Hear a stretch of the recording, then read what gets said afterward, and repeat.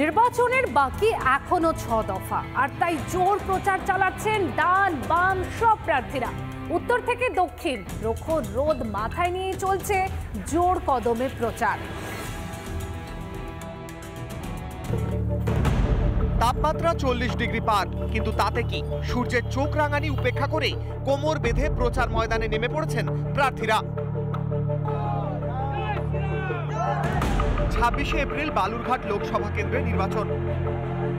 ভোটের আগে শেষ রবিবারের প্রচারে ঝড় তুললেন বালুরঘাটের বিজেপি প্রার্থী সুকান্ত মজুমদার। হুড খোলা গাড়িতে করে প্রচার সুকান্ত মজুমদারের, সঙ্গী ছিলেন রুদ্রনীল ঘোষ। চাঁদি ফাটা রোদ্দুর উপেক্ষা করে প্রচারে নেমে পড়লেন বসিরহাটের সিপিএম প্রার্থী নিরাপদ সর্দার। কর্মী সমর্থকদের সঙ্গে নিয়ে পায়ের প্রচার সারলেন বসিরহাটের নতুন বাজারে। বাজারের ক্রেতা বিক্রেতাদের সঙ্গে জনসংযোগ করেন সিপিএম প্রার্থী। দলীয় প্রার্থী ছাড়াই নির্বাচনী প্রচারে তৃণমূল। দলীয় কর্মীদের সঙ্গে নিয়ে খালোড় গ্রাম পঞ্চায়েত এলাকায় বাড়ি বাড়ি গিয়ে প্রচার বাগনা নেন তৃণমূল বিধায়ক অরুণাভ সেনের। তৃণমূল প্রার্থী সাজদা আহমেদের সমর্থনে চলছে প্রচার। রবিবার হুগলির বাম প্রার্থী মনোদীপ ঘোষ বলাগড় থেকে জিরাট হাটতলা পর্যন্ত প্রচার করেন। দুপুরে খাবার খান বাম কর্মী সুনীল হালদারের বাড়িতে। সুনীল প্রান্তিক চাষী, লোকসভা কেন্দ্রের প্রার্থী তার বাড়িতে খেলেন, আর তারপর সত্যি খুব খুশি। আমি এই দিনটা সত্যি বলতে পারবো, কোনোদিন আমি খুব খুশি হয়েছি। আমি একটা গরিব মানুষ, আমার ঘর দোর এরকম নেই, আমার স্বামী যা খাতে আমি খেতে পরেই খাই, কিন্তু আমি এটুকুনি সত্যি বলছি, আমি খুব খুশি। দাদা আমার বাড়িতে কদিন এসেছে। রিপাবলিক বাংলা। খারাপ, তাই উপস্থিত হতে পারলেন না দার্জিলিং এর জনসভায়, কিন্তু টেলিফোনে দিলেন নিজের বার্তা। স্বরাষ্ট্রমন্ত্রী অমিত শাহর বার্তায় বেজায় খুশি দার্জিলিং এর মানুষরা।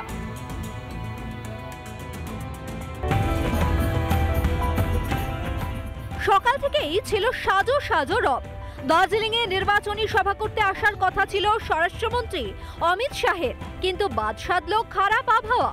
দুবার চেষ্টা করেও লেবং নামতে পারল না স্বরাষ্ট্রমন্ত্রী অমিত শাহের চপার, ফলে বাধ্য হয়েই কাটিহার চলে যেতে হলো তাঁকে।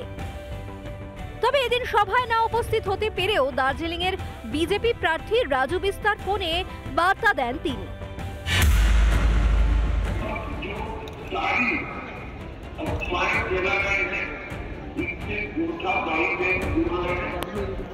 भारतीय जनता पार्टी के लिए गोरखा का हित हमेशा सर्वोच्च रहा।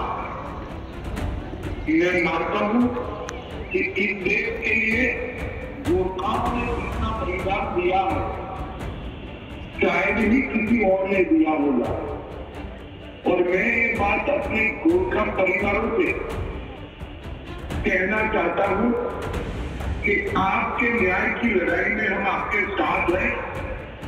हमें सुनिश्चित करेंगे कि आपको न्याय मिले। 26শে এপ্রিল লোকসভা নির্বাচনের দ্বিতীয় দফার ভোট রয়েছে দার্জিলিং এ। পাহাড়কে পাখির চোখ করে নির্বাচনী প্রচার তুঙ্গে বিজেপি প্রার্থী রাজু বিস্তার সমর্থনে গোর্খা মেমোরিয়াল গ্রাউন্ডে জনসভা করার কথা ছিল অমিত শাহের। गृहमंत्री का था, लेकिन आज मौसम ने साथ नहीं दिया। जनता का दूर दूर से सवेरे से चल करके यहाँ आए, और ग्राउंड में जितने इसके आधे बाहर भी घूम रहे हैं, वो प्रतीक्षा कर रहे थे गृह मंत्री आए तो हम अंदर आए। तो मैं आभारी हूँ अपनी जनता का, और जिन्होंने इतना प्यार दिया है, और प्रोग्राम हिट है। बस गृह मंत्री जी अगर अपने चरण दार्जिलिंग में रख पाते तो और हिट होता। তবে সভায় এদিন উপস্থিত হতে না পারলেও তার টেলিফোন বার্তায় বেজায় খুশি দার্জিলিং এর মানুষ। কিরণ ছেত্রী, উন্মিলন সিনহার রিপোর্ট, রিপাবলিক বাংলা। চলুন এবার একটু চোখ রাখা যাক কোচবিহারের দিকে। প্রথম দফায় উত্তরবঙ্গের 3 কেন্দ্রে সম্পন্ন হয়েছে ভোট গ্রহণ। তারপর কেটে গেছে একটা দিন, কিন্তু থামছে না হিংসা।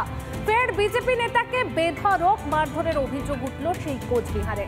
অভিযোগ শাসক দল তৃণমূলের বিরুদ্ধে।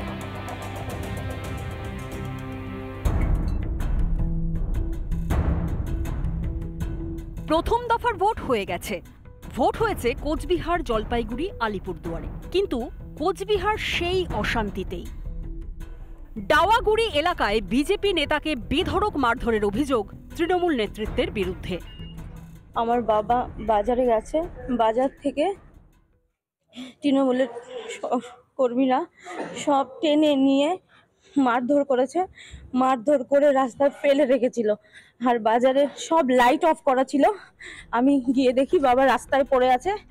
বিজেপি নেতাকর্মীদের ওপর হামলা চালিয়ে এলাকায় আতঙ্কের পরিবেশ তৈরি করতে চাইছে শাসক দল, অভিযোগ স্থানীয় বিজেপি নেতৃত্বের। মারধর করেছে, রক্ত বমি করতেছে, এখন খুব সেন্সলেস অবস্থা আছে। এই হচ্ছে অবস্থা।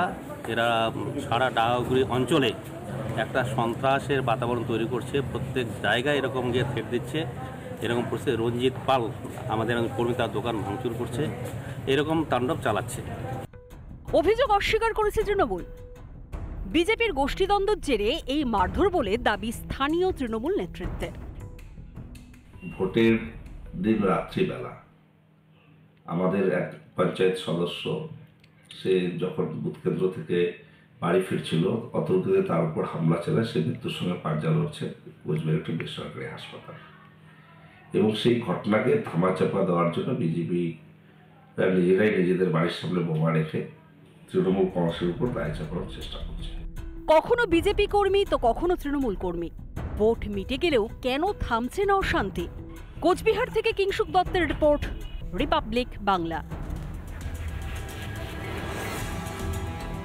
ভোট বড় বালাই, তাই আদিবাসী সম্প্রদায়ের বিশেষ পুজো অনুষ্ঠানের মঞ্চকে ছাড়তে নারাজ তৃণমূল বিজেপি যুযুধান দুপক্ষই। ঝাড়গ্রামের বাহা মা মরে বঙ্গা পুজোয় সামিল হলেন লোকসভা কেন্দ্রের দুই প্রার্থী কালীপদ সোরেন ও প্রণব টুডু। সৌজন্য তো দূর, একই অনুষ্ঠানে অংশ নিলেও কেউ কাউকে নিয়ে রা পর্যন্ত কাড়লেন না।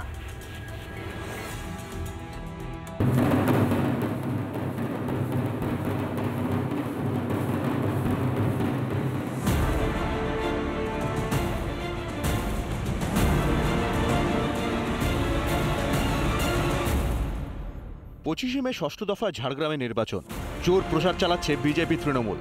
এবার আদিবাসীদের বিশেষ পুজোকেও দলীয় ভোট প্রচারের প্ল্যাটফর্ম হিসেবে বেছে নিলেন দুই দলের প্রার্থীরা।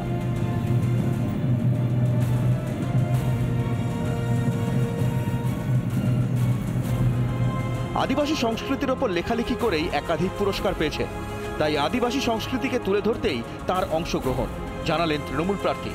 যে শুধু রাজনীতিবিদ সে টিএমসির প্রার্থী হয়ে আসি সেরকম ব্যাপার নয়, কারণ সাঁওতালি সংস্কৃতিটা আমার রক্তের মধ্যে এখনও আছে। কারণ এই সাঁওতালি সংস্কৃতির উপর চর্চা করে আমি সমস্ত সরকারি যতগুলো পুরস্কার সেগুলো পেয়েছি। অন্যদিকে প্রণব টুডুর কথায় আদিবাসী সংস্কৃতির সঙ্গে যুক্ত হতে এবং পুজো দিতে তিনি অনুষ্ঠানে উপস্থিত হয়েছেন।